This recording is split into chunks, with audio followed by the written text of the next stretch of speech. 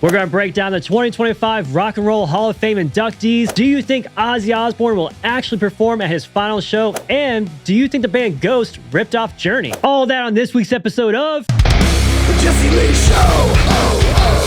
The Jesea Lee Show. Oh, oh. The Jesea Lee Show. Oh, oh.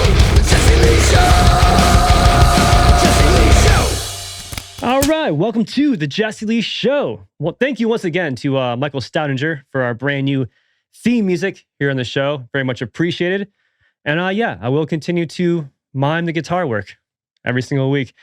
If you're new around here, please find that follow button on Spotify. Find that subscribe button on YouTube and bang your head on those buttons, okay? I need your support. I need your love. I need your validation, really.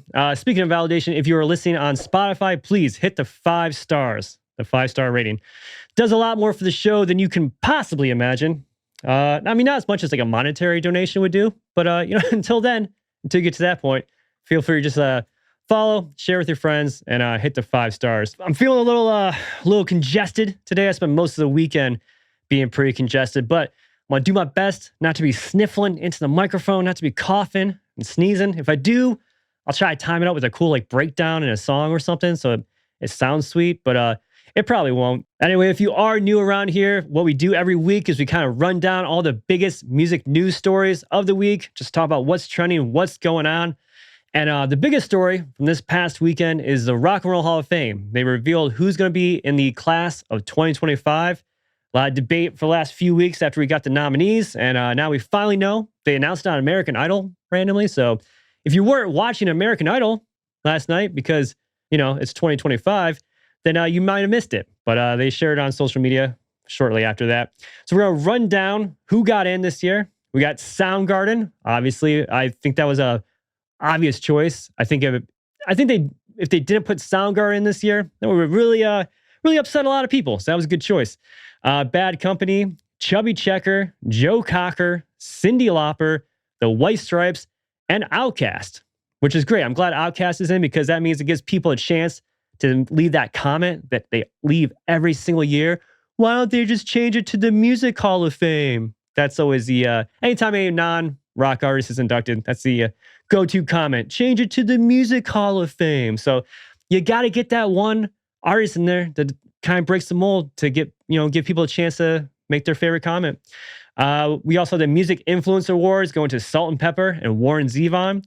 And the Music Excellence Awards, excellent party time. The Musical Excellence Award goes to Tom Bell, who is a producer and songwriter in the Philadelphia Soul Sound.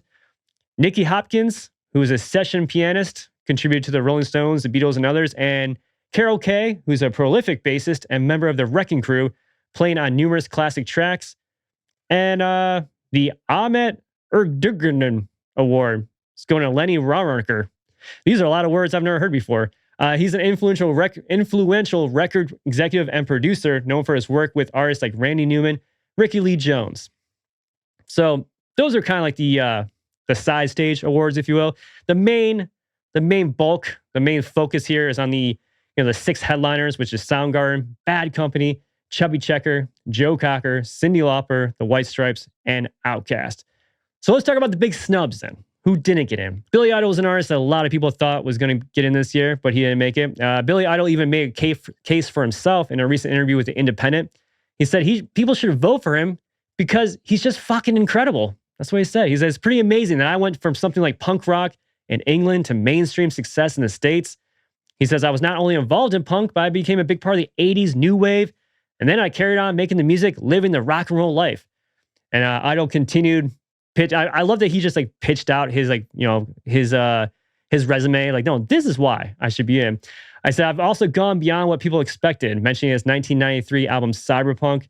Said I didn't stay in my lane. I took chances, even coming to America. I had no idea I was going to do really well. And the risks I took worked.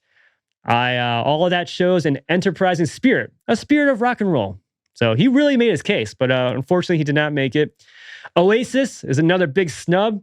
Many feel that Oasis deserved it, even though Oasis pretty much shits on the Rock and Roll Hall of Fame every chance they get, which isn't out of the ordinary. I mean, almost every rock artist shits on the Rock and Roll Hall of Fame at some point. It's kind of like, I think it's might actually help your chances, if you trash talk the Rock Hall in the public, think that might even help you get in at some point. Phish. Surprisingly, the band Phish didn't make it in, even though they won the fan vote.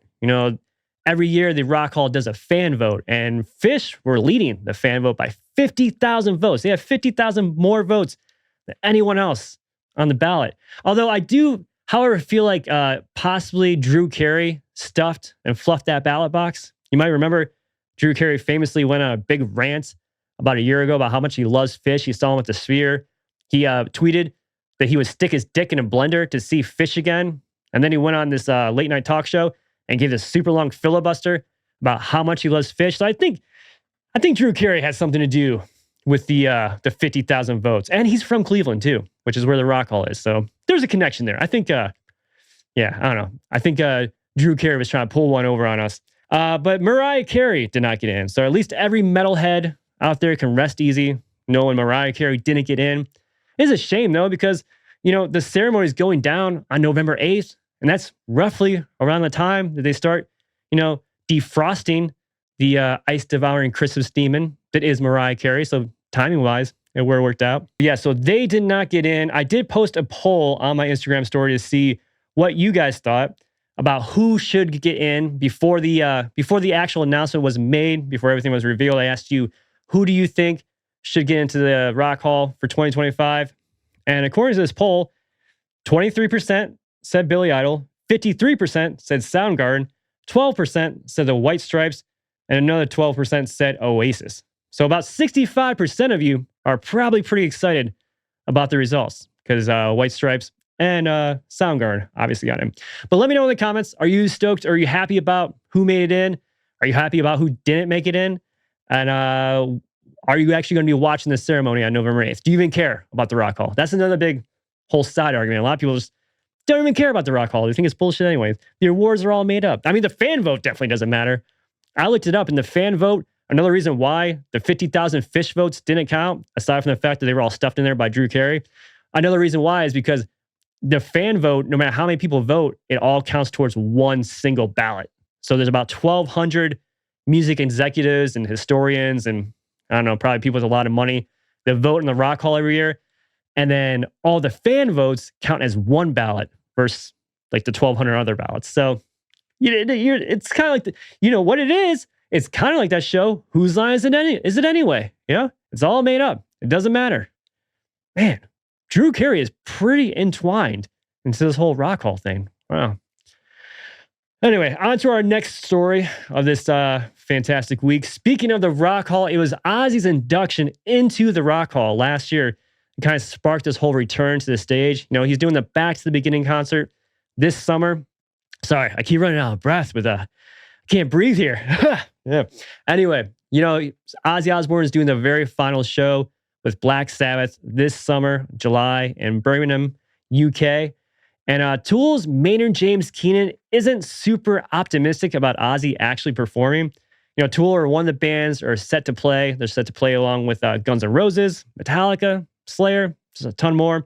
So Maynard was doing an interview with Loudwire Nights, and I got it transcribed here thanks to the lovely people over at the PRP. But Keenan discussed how Tool became involved in the concert. He said the conversation first came up when we were at the Rock and Roll Hall of Fame. That's how it all initially came up, seeing Ozzy moving around at the Rock Hall ceremony. The idea of him playing a show at all, if we're being honest, the conversation about doing one song was like, well, we'll have this conversation, but I don't know that this concert is going to happen. Way to poo-poo everything, Maynard. Keenan went on to say, and even now, I'm cautious about saying, yeah, all in. He's going to do it because, man, I don't know what kind of modern miracles we'll come up with to get him on stage to do the songs, but this is going to be a challenge for them. So I'm honored to be a part of it, but I'm kind of preparing for the worst, but hoping for the best, as they would say. Yeah, not super optimistic on Maynard's part. Ozzy's got a lot of health issues. He's had to cancel a lot of concerts in the past and tours. This isn't the first time I believe that he's tried to do like a final concert, or at least, this definitely wasn't the last time. This isn't the first time that he's tried to do a farewell tour. That's for sure. So, he's had a lot of issues in the past, and obviously everyone's hoping that this is going to turn out well, that he's going to get up there and do at least a couple songs. He's going to be in his throne. We know that. We don't know that for 100%, but it's, Zach Wild, the guitar player, said that it's more than likely Ozzy's going to be performing from a throne, which we've seen him, actually at the Rock and Roll Hall of Fame ceremony. We saw him hanging out in a throne. So I don't care, man. I'll see Ozzy, standing in a throne. Ozzy could be on a shitter. I don't give a crap. Wheel out a golden toilet if you have to and let Ozzy perform. I don't care. I would love to just see Ozzy on stage one more time. If he's up to it, of course. I don't want to force him to do anything, he doesn't feel comfortable doing, but I know he wants to perform from everything he's said in past interviews, and he wants to desperately get back on stage one time. And I hope for as much joy as Ozzy has brought to me and millions of others around the world, I hope that he gets to have his one last final show and, kind of gets to ride off on the sunset. He did an interview with the SiriusXM channel, Ozzy's Boneyard. You can listen to anytime in the SiriusXM app. The Prince of Darkness did reveal that he's been weight training and walking to try and get in shape for this final concert. He said, I haven't done anything for what has been 7 years, Ozzy said. And so I've been through all this surgery. It really feels like I'm starting from scratch. The first thing to go when you're laid up is your stamina. So believe it or not, I'm doing sets of 2 to 3 minute walks per day and weight training. I've got to get going. And I swear, if they don't take advantage of this, if they don't show some kind of Rocky style montage training session before the final concert, come on, what a missed opportunity. We need to see, Ozzy out there doing some goblet squats, some brutal skull crushers, some almost deadlifts, some other metal themed workouts, just a Rocky style montage training.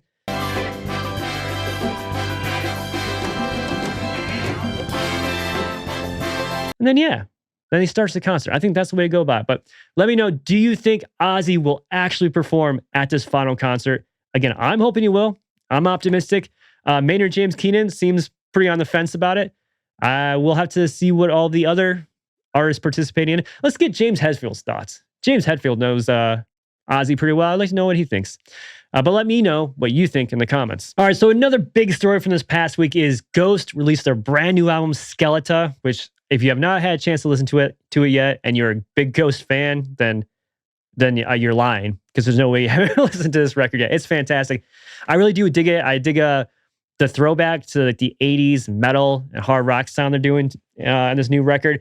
They really lean into their influences on this one, especially on the track Peacefield, which a lot of fans are noticing sounds a lot like Journey's Separate Ways. So I'm going to play the two songs for you real quick, side by side, and kind of let you hear it and tell me what you think. Hopefully, this doesn't get blocked for monetization. Hopefully the copyright doesn't block this or something, and we can actually play it. If this does get blocked, then this whole segment's trash, and I'm sorry. And I guess skip ahead to the next part of the podcast. But hopefully, this does not get blocked, so I won't know until it gets posted. So here is Journey's Separate Ways, and you can't see this right now, but on the sidebar, where YouTube suggests videos, it's suggesting Ghost Peacefield next to the. So even YouTube's like, yeah, this kind of sounds like the Journey song, right? So I'm gonna play this little clip of the Journey Separate Ways, and then we'll play Ghost Peacefield. And all right, and here is the Ghost chorus that people are saying sounds like the Journey song.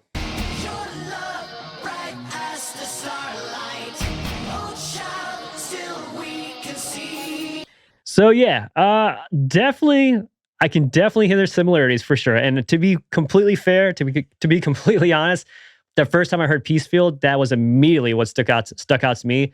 I couldn't pinpoint it though. I was like, this sounds like an 80s rock track. Like I thought Scorpions for some reason, but then I saw a post online about it being Separate Ways. I'm like, oh yeah, 100% sounds like Separate Ways, but not in a way that I don't feel like they did it in a way to rip them off.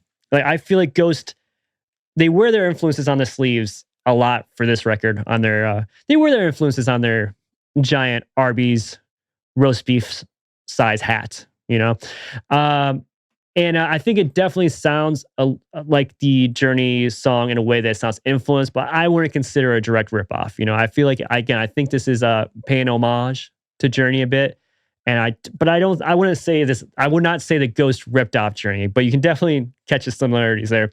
I would be careful though, because Journey is a litigious group. They love lawsuits over there. They love suing people, mostly Neil Sean from the band.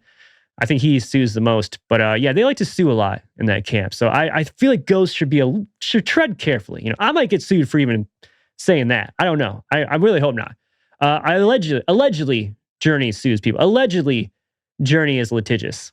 Okay, I want to backtrack that. Throw allegedly in there a few times. May have to use some AI to fix that later on. We'll see. So that was not the only new release this week, though. A ton of stacked releases this release week was stacked, man. It's just huge, massive.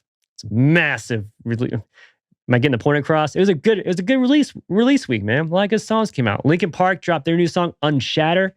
It's part of the deluxe version of their album From Zero, and that's the second of 3 bonus tracks on this From Zero deluxe album. So we got a third one coming, and will probably come out when the album's released. The deluxe album, which comes out on May 9th. Sleep Token dropped their new song, Damocles. I know it looks like the word is spelled, the way it's spelled, it looks like it would be pronounced Damocles, because that's how I was saying it. But I looked it up, and it is Damocles. That's how you pronounce it. It's some kind of like sword or something, some kind of like ancient thing. If you're having trouble remembering how to pronounce it, just imagine Vessel, the lead singer from Sleep Token. He just bought a very expensive pair of sunglasses, and he's super upset that they just broke. They broke right away.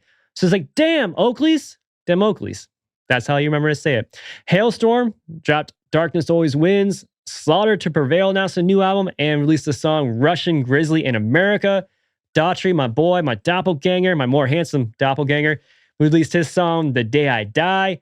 And Dayseeker have returned with their new track Pale Moonlight, along with a just absolutely insane music video. It's cinema, man. This music video is so good. It makes me want, like, the way they put this video together, it makes me want to, like, watch a movie based around this concept. Like, it's only like a 3-minute whatever music video, but like I was enthralled. I'm like, I want more.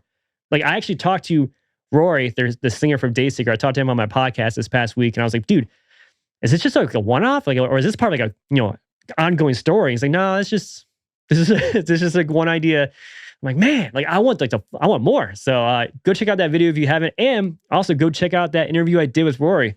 Talk a lot about the new era of Dayseeker and what we can expect, and new songs and new record and tours and all that jazz. That's all linked over on YouTube and Spotify, wherever you get podcasts, wherever you're watching this, listening to this right now, you can definitely find that. Some other quick stories I want to get to. Riot Fest 2025 is celebrating its 20th anniversary on September 19th through 21st in Chicago. As always, headliners include Blink-182 on Friday, Weezer and Jacked on Saturday, Green Day closing out on Sunday. Weird Al Yankovic is just going to be there all week long, I guess, all weekend. He's scheduled to perform, which is, I would go just for Weird Al. I've never gotten a chance to see Weird Al. Other major acts include Alkaline Trio, All Time Low, Knocked Loose, The Beach Boys, and Handsome. I mean, come on. Where else can you hear Bop and then also go watch Census Fail on the same day? Like, that's a good lineup. Another story here. Stained guitarist Mike Mushak says that even after selling millions of albums, the band has never received a royalty check from their record label, and says they still owe the label money. Damn, all this time, it's a lot. That's a lot of money to still be paying back. Kind of makes your student loan debts not seem so bad though, right? You know? I mean, at least you got a nice caffeine addiction and a sweet job at Staples. But you don't have hit records, unfortunately. That's a bummer. Hopefully Stain can make some money soon off their albums one day. Korn's Jonathan Davis, he's finding new ways to make money. Jonathan Davis has announced a new collection of his luxury pet accessories line, Freak on a Leash, and also revealed this week that he'll be investigating paranormal activity as a guest on the episode of the show Ghost Adventures. Man, that sentence was a roller coaster. It got weirder with every word I said, right?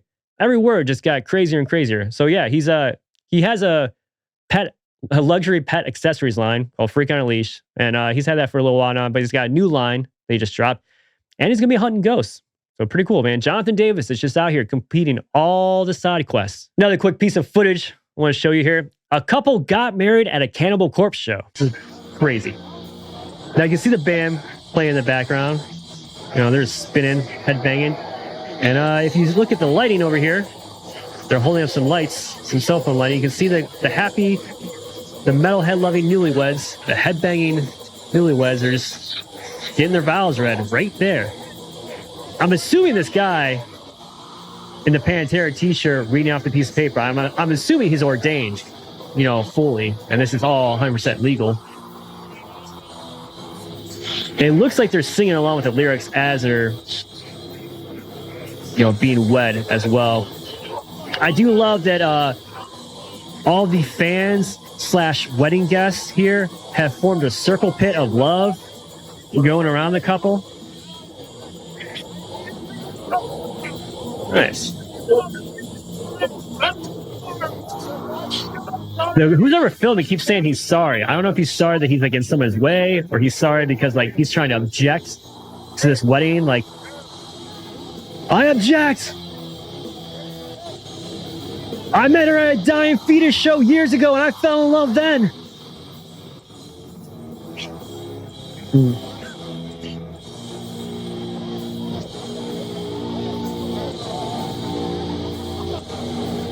I see at the end here, it's a pretty long ceremony. Almost the entire song. That's pretty cool. I've never seen a couple get married at a metal show before. I've definitely seen a couple break up in a mosh pit before. That's definitely happened many a times. But yeah, I've never seen two people crowd surf their way into filing a joint tax return. That's very cool. Congratulations to the happy headbanging newlyweds. All right, let's get into some questions. Your Q's, my A's.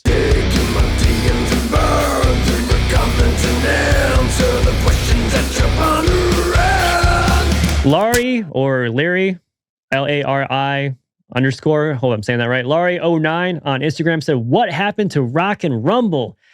Yeah, Rock and Rumble. So if you follow me on TikTok and Instagram at Jesea Lee, you may know I do a Rock and Rumble series where I highlight 2 up and coming bands. I show you 2 songs from them. I let you vote and tell me which ones you like the most. The winner of that one goes on to the next week and faces a new band. It's a great way, I feel like a great way to showcase new artists in a, I don't know, more interesting way than just saying, hey, check out this band, I feel like it adds a little depth to it, but the videos don't do well. I mean, that's as simple as that. They don't get a lot of views, much like anything else. If I'm not talking about an artist or a band that's really popular that everyone cares about, it doesn't get very many views. So these Rock and Rumble series are not doing super well numbers-wise, which is kind of like, it's not going to make me stop posting them. I just need to rethink it, because I know everyone, you could say like, oh, just do it anyway. It doesn't matter if it gets views, like you're helping out bands, but it doesn't help the band. If it doesn't get views, it's not helping the band. It's not helping my channel. It's not helping anyone, So what I need to do is I need to rethink maybe the hook or the structure of this, or maybe just develop a whole new series. I don't know, because I do think it's important to be constantly showcasing brand new artists. I can't just talk about Sleep Token and Linkin Park every single week, right? I have to, support the upcoming talents, the new bands out there. I want to. I love discovering new artists. And I want to help other, people discover new artists. So I'm not going to stop doing the Rock and Rumble. I just might, I don't know. I might restructure it because as this question noticed, I didn't do it last week, but I'm planning on doing it this week. Just again with a new format going forward. It's hard to get people to give a shit about a band they've never heard of. But I'm gonna keep trying. Because I think it's important. Gab4i _ G Jab4i. God bless, that's quite the username. Okay, on Instagram said, what was the first concert you went to and at what age? So I think I was 11 or 12. I saw Evanescence with Cold in Cleveland. And I always forget that Evanescence was my first band that I ever saw. I love Evanescence. She's great. The band's great. I mean, obviously she's not Evanescence. Amy Lee, is great. The band's great. But yeah, I always forget when I think about oh yeah, randomly Evanescence was my first concert. Also Rev Theory. No, not Rev Theory. What was that band that did oh my God, it's gonna drive me crazy now. The Rain song. Caught in the Rain. Who does Caught in the Rain? Don't edit this out. We need to follow up on this. Caught in the Rain. Who does that band? Oh, Revis. Revis. God, what a banger. If you know the band Revis, you remember that song Caught in the Rain? Yeah, so they opened up that show. Cold was on there, and Evanescence. That's my first show. It was a good one too. I mean, I still remember, I was in love with Amy Lee as a child, and seeing her live only furthered that for me. All right, Chaos Shreds on Instagram wrote beans, then left another comment that said, "Do you like beans?" And then another comment, something else about beans. So I don't know what Chaos Shreds is hoping for in this segment. I do like beans, a good source of fiber. They're decent amount of protein in beans. I do like black beans and pinto beans. Like green beans. I'm a fan of most beans, most sprouted form or otherwise. So yeah, I'm on board with beans, dude. I hope that helps. I hope that answers your question. Jesse Pinkman, 2133 on Instagram wants to know, are you going to see Metallica this year? And I know Metallica's doing obviously the No Repeat Weekend tour. They're playing multiple cities, multiple nights in each city throughout the summer. But I don't think I'm going to make it to any of those. It doesn't look like that's going to be in the cards. So first of all, they don't have any remotely close to Cleveland. I think the closest one is Philly, which is like 7 hours from here, I want to say. It was worth it. I would drive 7 hours from Metallica. Don't get me wrong. I would go. But just logistically, I don't think it's possible. But they will be in Columbus, which is pretty close to Cleveland, for Sonic Temple Festival happening May 9th, I want to say. No. Yeah, May 9th, something like that. I'll have to double check. But they'll be close-ish to me. Way closer than Philadelphia. Unfortunately, it's going to be a festival show. Even though they're the headliner, they're still not going to play for I don't think they're going to play for an hour and a half, 2 hours like they usually do at these No Repeat Weekends things. So it'll probably be a 45-minute to an hour set, I'm guessing. Maybe not. I don't know. We'll see. I don't know if I'll get the full, I have seen Metallica live. I saw them at Lollapalooza years ago. And it was kind of the same deal. It was a festival, so they played an insane set. It was really great, but it wasn't as long as a normal Metallica set because it can't be. It's that festival. But that will be, to answer your question in the longest freaking way possible, that will be my opportunity to see Metallica this year is at Sonic Temple in Columbus. If you're going to that, every time I run into people at shows and stuff, they keep asking me, are you going to Sonic Temple? Are you going to Incarceration? Are you going to Welcome to Rockville? Blah, blah, blah. My plan is Sonic Temple, Incarceration. I will probably hit When We Were Young Festival again this year. I like to hit that one up every year. And that, as far as festivals go, are my only plans because just logistically, I have a kid and I try to work a lot. I try to put out a lot of content for you guys. And traveling to these festivals isn't always the easiest thing to do. So I think those are going to be those are usually my guarantee, not my guarantee, but those are my target festivals every year. And then if I do hit anything else, then it's kind of I've got nothing going on this weekend. I can jet out to, New York for this or whatever it is. So if you're going to any of those festivals, that's where I plan on being there. Let's see. Last question here comes from, I got to scroll through and find it. All the D picks. All right, scroll through the D picks. All right, Sean Manos, my buddy on Instagram, known this dude for a while. He has a great question here. Solid, very detailed, high intellect question here. How do you think a Pikachu would do in a fight against a modern army tank? I'm so glad you asked, Sean. I'm so glad. I've been dying to talk about this. I don't know very much about Pokemon in general or Pikachus. But I know probably even less about modern army tanks. So my first question would be, can they withstand electric shocks? That's where my knowledge of Pikachus kind of begins and ends, is that they can shoot electricity out of their buttholes or something. So, I mean, if the tank can withstand an electrical shock, a lightning bolt, are they electric resistant? Then I think the tank's got a pretty good chance. I think it'll just blow that little yellow bastard away, with one, it'll absorb the shock and then fire, a Pokeball at the guy. What takes out a Pikachu, I guess? Does a cannon do it? Does a bullet take down a Pikachu? Oh man, what a sad image of shooting a Pikachu. Oh God. Oh, I've just drawn a very sad picture for you. Just a Pikachu being slain by by an Army vet. Jesus. Okay, well, moving on. I think that's the best way to end things, right? That's definitely the note we should end on. Thanks for hanging out with me this week. Please be sure to find that subscribe button and bang your head on that button. Find the follow button if you're on Spotify. Bang your head on that button as well. You can also find me at Jesea Lee on TikTok and Instagram, at Jesea Lee Show on X. I will be back here again next week. Hopefully, I will be able to breathe a little bit better. I'll be a little bit more less congested, a little clearer. If not, then I will keep sounding stupid, stupider than usual. I sound pretty stupid baseline, but I feel like this is probably next level, right? Anything else? We good? I think we're good, right? All right. No matter what, above all else, make sure to please share this episode with somebody that doesn't suck. All right? Take it easy now, and bye-bye. Jesea Lee Show. Jesea Lee Show.